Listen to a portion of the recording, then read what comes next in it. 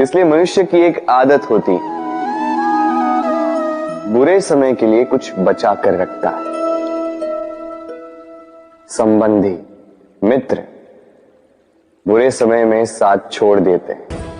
यश, मान बुरे समय में चला जाता है। तो व्यक्ति सोचता है क्यों ना धन संचय कर। धन का तो कोई मन नहीं होता जो समय आने पर बदल जाए। संसार कहता है कि धन का संचयन करते रहो, बुरे समय में काम आएगा। मैं कहता हूं शुभ कर्म करते रहो, आनंदित रहो, स्वयं पर और ईश्वर पर विश्वास रखो, बुरा समय कभी आएगा ही नहीं। राधे राधे। प्रकृति ने मनुष्य को एक विशेष शक्ति दी है, अन्य जीवों से अधिक शक्ति दी, स्मरण शक्ति। यही शक्ति मनुष्य को अन्य जीवों से भिन्न बनाती, इतिहास लिखने की प्रेरणा देती, ज्ञान को पीढ़ी दर पीढ़ी आगे भी बढ़ाती। और जो भूल जाते हैं अधिकतर रूप से वो उपहास और दया के पात्र बन जाते हैं। परंतु क्या यही पूर्णतः सत्य है? नहीं। यही स्मरण शक्ति मनुष्य के विकास में सबसे बड़ी बाधा भी बन जाती, उसके चित्त को दूषित कर देती। बुरे अनुभव, किसी का दिया गया धोखा, किसी का किया गया कटाक्ष मनुष्य भुला नहीं पाता और फिर लग जाता है प्रतिकार में। पहले समय नष्ट करता है प्रतिकार की तैयारी में, फिर समय नष्ट करता है प्रतिकार का अवसर ढूंढने में। यदि संतोष पाना है, यदि जीवन में आनंद पाना है, तो स्मरण शक्ति का सदुपयोग कीजिए। अपनी स्मरण शक्ति को केंद्रित कीजिए केवल अच्छी बातों और अच्छी यादों की ओर। जीवन में प्रसन्नता आए। राधे राधे। मनुष्य अपने परिवार के लिए क्या कुछ नहीं करता, दिन रात परिश्रम करता है ताकि अपने परिवार की आवश्यकता पूर्ति के लिए धन कमा सके। परंतु क्या केवल धन कमाना पर्याप्त है?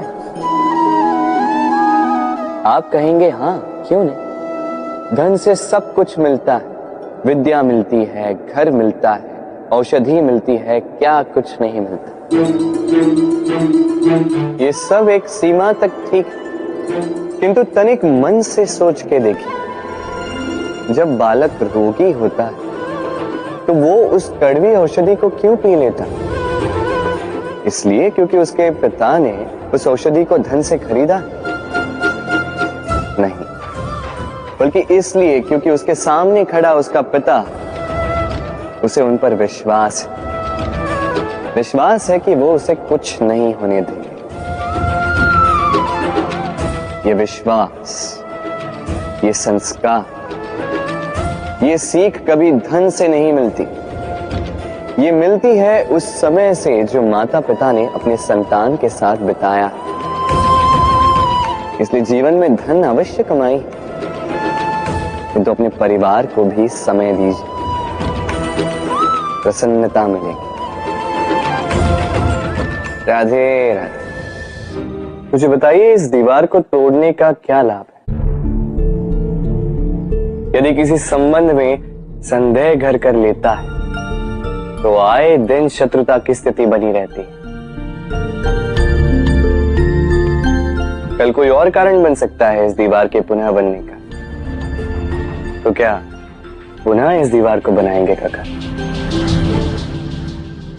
संबंध की पवित्रता वैसी होनी चाहिए जैसे एक माता और संतान के प्रेम में होती है, निश्चल, निर्दोष, कि बात केवल रूठने मनाने तक ही सीमित रहे।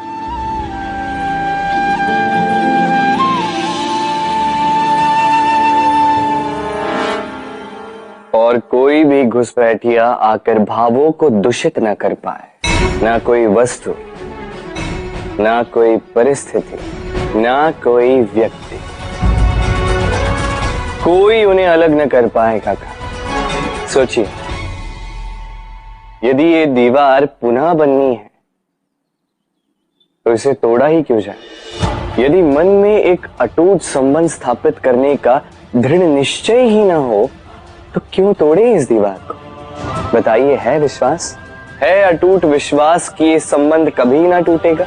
यदि है तो तोड़ दीजिए इस संसार में। अन्यथा पति पत्नी का संबंध सबसे बड़ा संबंध माना जाता है और है भी।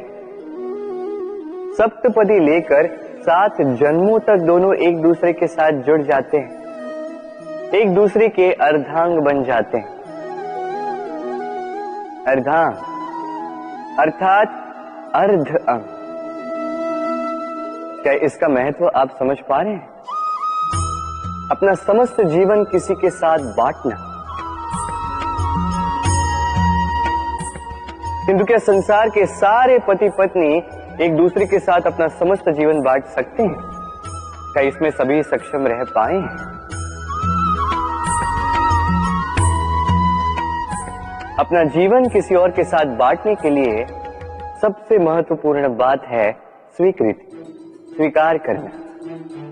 सामने वाले व्यक्ति को स्वीकार करना, उसकी अच्छाइयां भी उसकी बुराइयां भी। संपूर्णतः रूप से व्यक्ति को स्वीकार करना होगा, तभी ये संबंध बढ़ेगा, तभी ये संबंध और भी सुंदर बनेगा।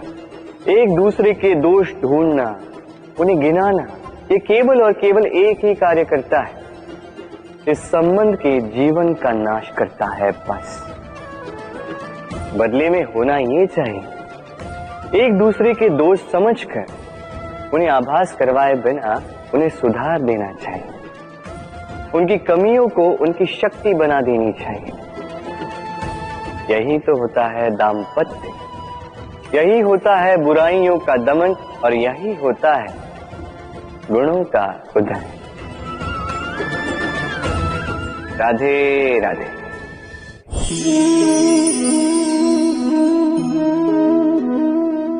कंकड़ इतना छोटा सा कि उंगली पर आ जाए, किंतु सोचिए यदि यही कंकड़ आंख में लग जाए तो कितनी बड़ी समस्या बन जाता है।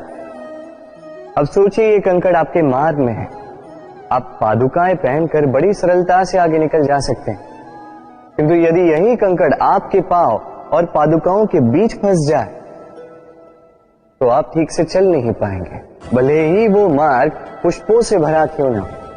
अर्थात आप बाहर की समस्याओं से, उन चुनौतियों से लड़ सकते हैं, भीतर की नहीं। भीतर की समस्याओं से लड़ना अत्यंत कठिन होता है। इसलिए सर्वप्रथम आप भीतर से शक्तिशाली हो जाइए, भीतर से पूर्ण हो जाइए, फिर आप इस संसार के समस्त समस्याओं और चुनौतियों से लड़ सकते हैं, आप विजयी हो सकते हैं। राधे राधे। प्रेम, ये प्रेम इस संसार में किसे नहीं भाता। हर किसी ने प्रेम का अनुभव किया ही। हर कोई जानता है ये प्रेम कितना सुंदर है, क्यों ना। ये प्रेम भाव इस संसार में सबसे शक्तिशाली भाव। अब हर शक्ति के साथ आते हैं कुछ उत्तरदायित्व। अब जैसे ही ये उत्तरदायित्व हमारे जीवन में आते हैं, हम सर्वप्रथम प्रेम को भूल जाते हैं। फिर हमें ये प्रेम, ये बोझ लगने लगता है। किंतु इस संसार का सत्य तो यही, हर प्रसन्नता के साथ उत्तरदायित्व आएंगे जिसका पालन हमें करना ही होगा। अब यदि मैं आपको उदाहरण दूं, आपके बगीचे में आप चाहते हैं कि एक सुंदर सा पुष्पों से भरा हुआ वृक्ष आए, तो सर्वप्रथम उसके लिए आपको जल और धूप का आयोजन करना होगा।